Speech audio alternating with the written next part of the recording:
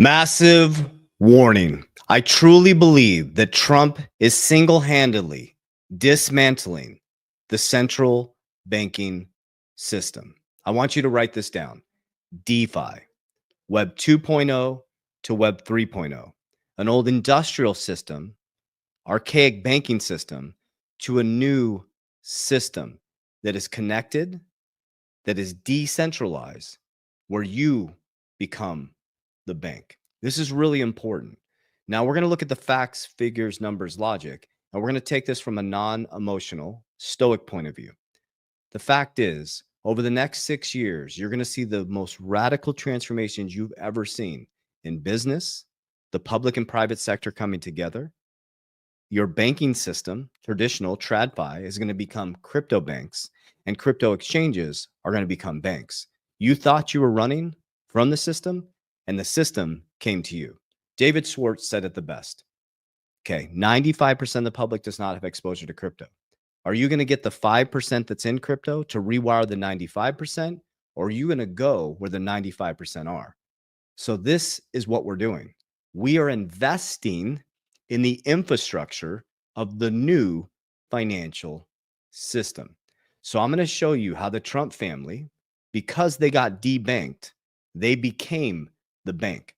But the crazy thing is, we get to participate. But the fact is, most people are going to sit on the sidelines, and people are going to try to get rich quick. There's getting wealthy for sure by understanding. Number one, it takes discipline. It takes consistency. It takes creating a plan and sticking to it. And it takes rewiring the foundation so that your family can end up in a different situation.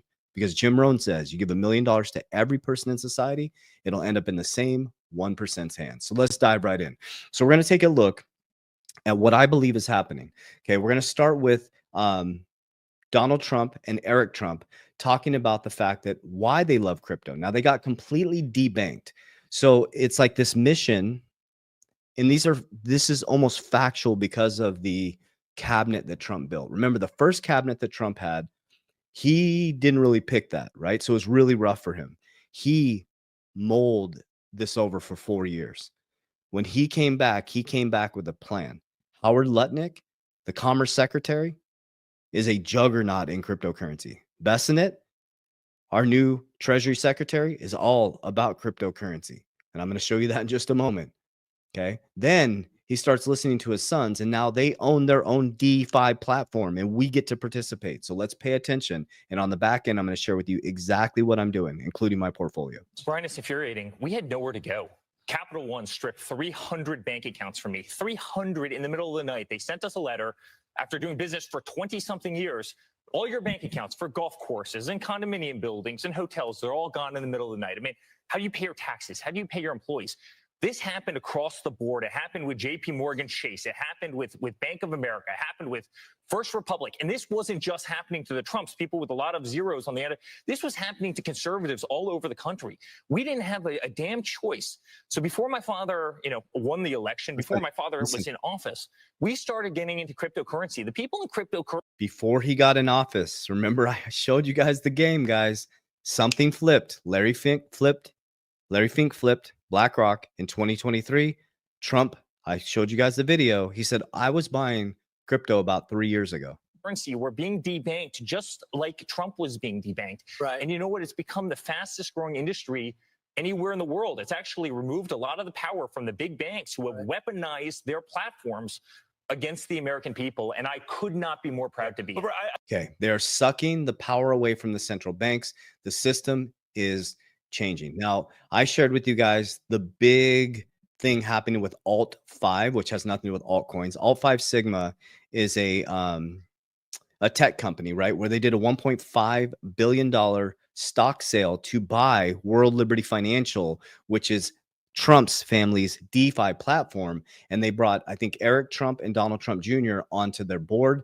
But we're going to listen to this gentleman who is Zach Witkoff from World Liberty Financial co-founder. Check this out, guys. About a 2-minute video. People are clear that this transaction is actually about Alt 5 Sigma acquiring the WLFI token, which is the governance token behind World Liberty Financial, which is different from our stablecoin USD1, which is the fastest growing stablecoin of all time. Boom. Okay, let me show you something really quickly, guys.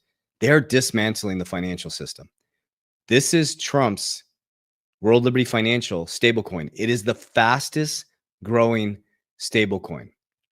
We are literally getting involved in the infrastructural change of the financial system over the next 100 years. Stop being price sensitive. Stop being emotional. Even if you come in at the top on the back end of this year, if you're in fundamental long-term cryptocurrencies, you're buying the bottom of the future top. Get a long-term horizon in. This is the restructure. Why do you think that he signed an executive order to put in 401k, guys? I own an insurance brokerage. I am waiting and chomping at the bit for them to allow us to index into Bitcoin, XRP, and Ethereum. It is going to be a game changer. I will allocate 100% of my insurance policies into deflationary assets. There's a lot of things you just said USD there. one's a is that the Tether one or what's the Well, Tether? no, we're not Tether. We have our own independent stablecoin. Yeah. It's like, hell no, we're not Tether. It's called USD1. It's currently the fastest growing stablecoin in the world. But still pales in comparison to the Tether Well, coin or the Circle. We're growing quite quick, Joe. We've reached $2.2 billion of market cap in just under 90 days. It took our competitors, like you said, Circle and Tether, about 3 and 5 years respectively to get to those numbers. And we also trade about $500 million of volume a day. Let that sink in, guys. So the Trump family is crushing it in cryptocurrency. This is the Trump family's company. They're part of this. This is World Liberty Financial. This is their new DeFi platform. I'll show you the website again, okay? So let's go a little bit further here. Okay, so this is Scott Bessent. This is our new Treasury Secretary. Went from Janet Yellen, I love what Gonzo calls her, Tweety Bird, right? Who was sitting in front of Congress. When they asked her what our national debt was, she had to go through a PowerPoint. Are you kidding me? And now we have this gentleman, right, is a juggernaut in business. That's my new word, juggernaut.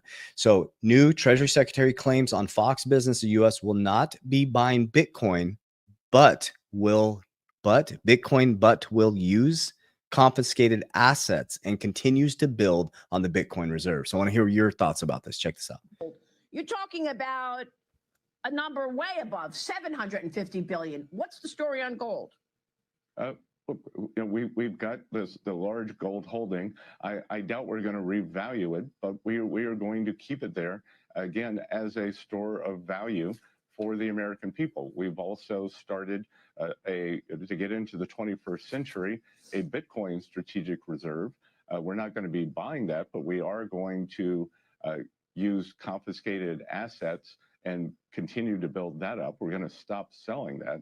I believe that Bitcoin reserve at today's prices is somewhere between 15 and 20 billion. Okay. He just told you guys. It's the new reserve asset. Bitcoin is the new reserve asset.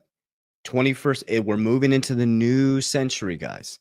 It's a change in the system. It's like a remodeling of the system. So this is what I keep talking about. This is Trump's World Liberty Financial.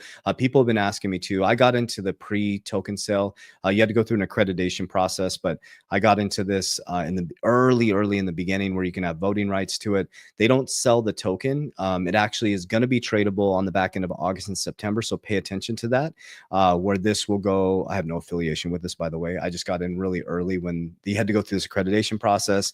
I bought in kind of on a whim because I was like, man, I really am interested in seeing what this is all about. And when we get more information on it, well, now they did a voting, being a token holder, and now World Liberty Financial token will be tradable, I think, in September. So it'll hit the markets and it'll have a valuation. Right now it has no valuation, okay? But do you see this right here? So eventually you're going to be able to lend and borrow. Now, what does that mean? You become the actual bank, family. You become the bank. So you're moving from putting your money into a bank, okay, and they're leveraging all your money, to you being in first position. So you're the bank. You're putting your money into the DeFi platform. You can lend your money out to people. You can stake it for interest. You can leverage against your own asset. Okay. Very, very important. Okay. So let me break this down for you guys. Okay. So I do what's called profit taking. So I take profits. I'm in this asset class to build legacy for my family. I also believe deeply in diversification. Okay. There's a thing called a risk pyramid, right? High risk as it goes up the left side, high risk, high returns. I de-risk. You'll hear me use the word de-risk all the time in my academy. De-risk, de-risk. I keep my family safe. I've learned my lesson in losing my money, okay? I de-risk, I pull it down the risk pyramid into things like insurance, okay? Into things that are protected, okay? Now, what I do is I pull profits. Now, this is called Merlin, the smartest way to track your crypto. I also use it when I'm traveling. For example, I'm about to travel. I never will log on to other Wi-Fi and look at my crypto or my exchanges. This is an interface. I can see, this is our demo account. You can see all your cryptos in one place. You can see all your exchanges in one place, just an interface. There's no connection to your crypto at all, right? But the beautiful part is you can actually create an exit plan or a profit plan. If you're like, what the hell is that? We teach you, right? This is my company, guys. So we can list all the exchanges you can connect and view, right? And then boom, we have a whole team to help you set up a profit plan so you understand that, okay? And if you get stuck, we have customer service, the best customer service. We actually have physical customer service. We pride ourselves on that. And you can get 30 days for free down below or click my social media platform. Okay, so I'm not going to gatekeep. I'm going to share with you guys on the back end of every video exactly what my portfolio is and what I'm doing. Okay, so here's exactly what I do. So I'm going to share with you my top 6 cryptos. Okay, I have a bunch of cryptos. And as I grow in wisdom, I'm going to be consolidating down to the top 6. That's all I'm going to be doing. You don't need 30 cryptos. You don't need to jump in and out of cryptos back and forth. You know, unless you're doing this for a living, you're a trader, go for it.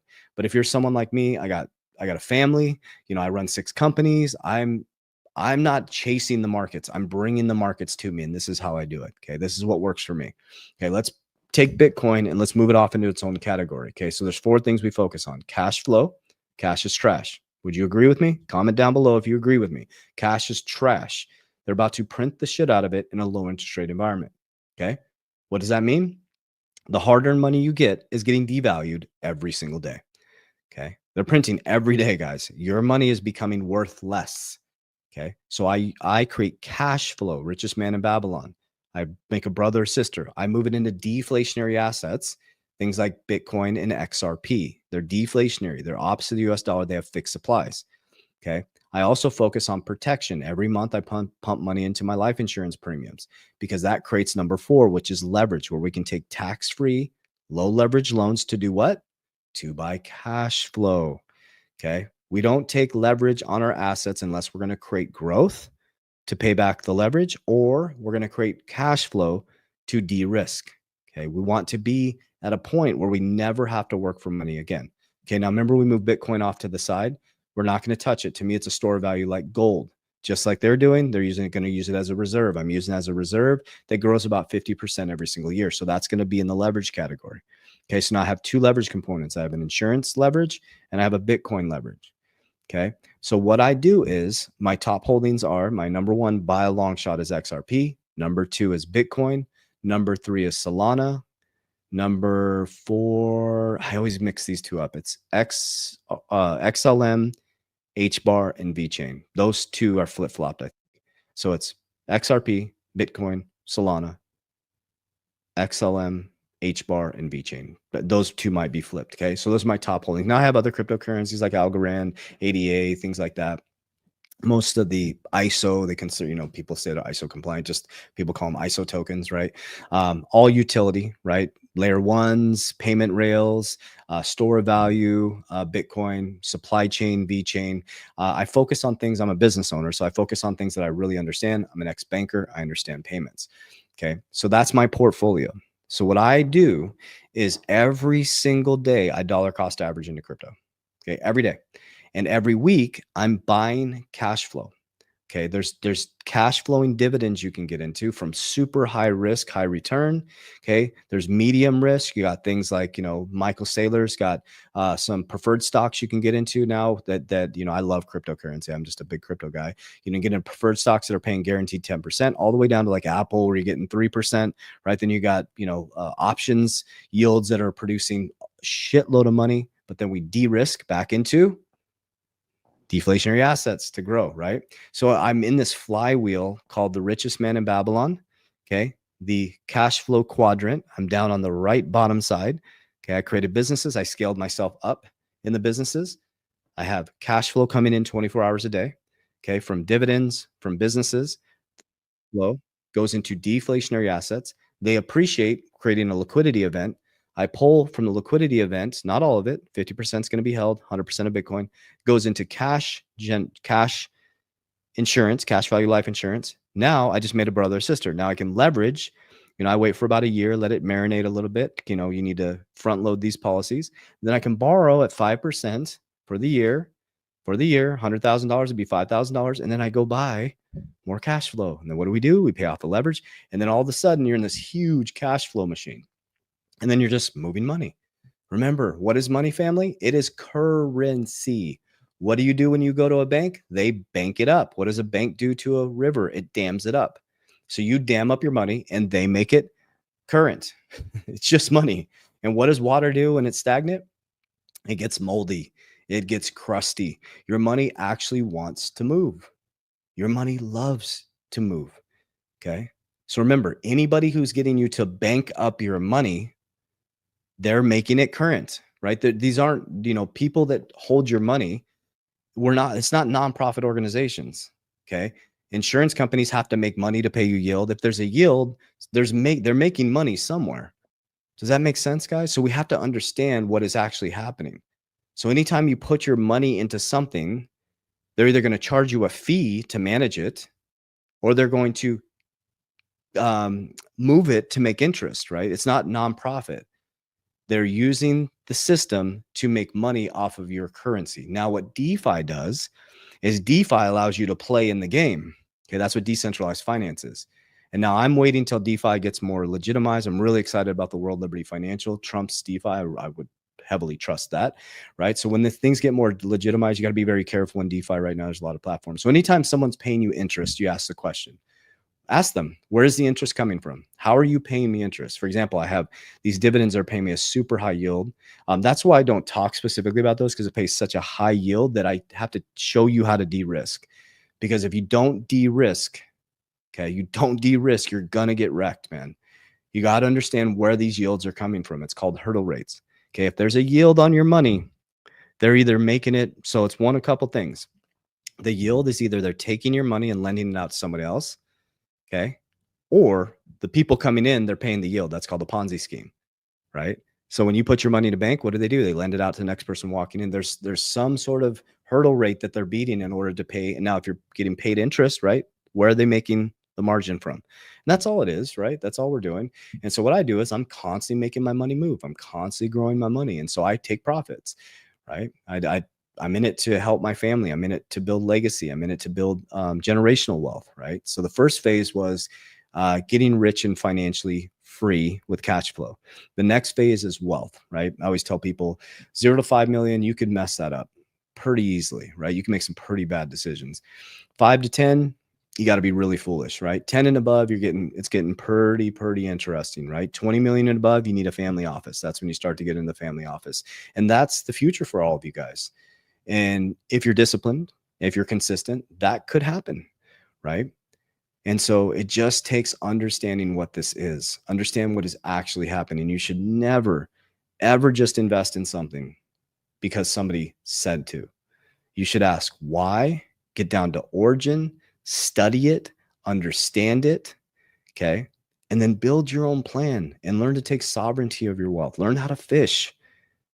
We got to get out of this model. That model is getting shattered, where you just go in and you trust some 401k manager, your HR manager, and you hope that you're going to retire.